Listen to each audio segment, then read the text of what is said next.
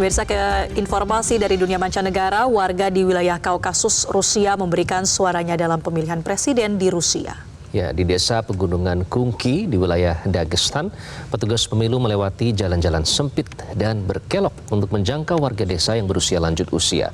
Para pemilih ini tidak dapat berjalan ke tempat pemungutan suara sehingga mereka difasilitasi dengan mencoblos di rumah. Sementara itu, para pemilih di desa Kubaci beramai-ramai menuju tempat pemungutan suara pada hari Jumat waktu setempat. Mereka antusias memberikan suaranya untuk pemilihan presiden Rusia. Di Vladikavkaz, para pemilih dihibur oleh penari tradisional saat mereka sedang memberikan suara di atas menara kuno. Pemungutan suara di Rusia dimulai pada hari Jumat hingga Minggu malam waktu setempat.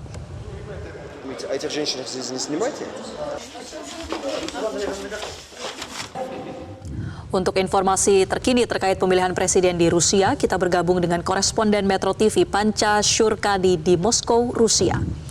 Panca, bagaimana berjalannya pemungutan suara di Rusia?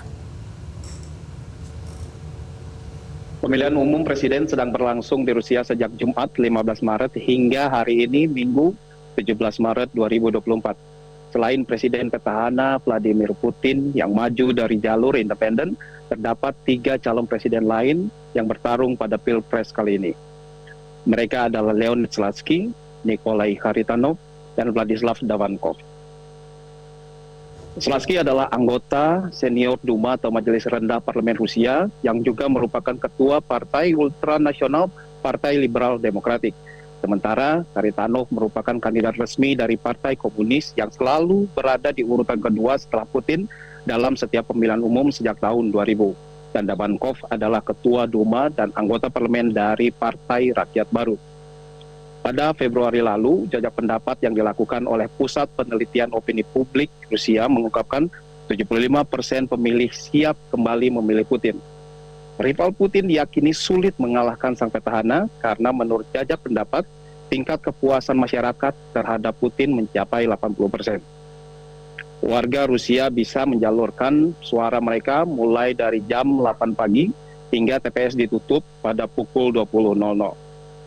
Pemerintah Rusia membuka peluang bagi siapapun, bukan hanya perwakilan partai politik, untuk menjadi saksi pemilu.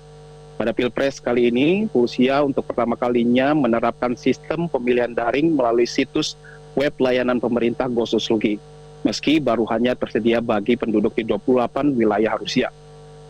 Presiden Putin sendiri memilih menyalurkan hak suaranya menggunakan metode daring pada hari pertama Pilpres.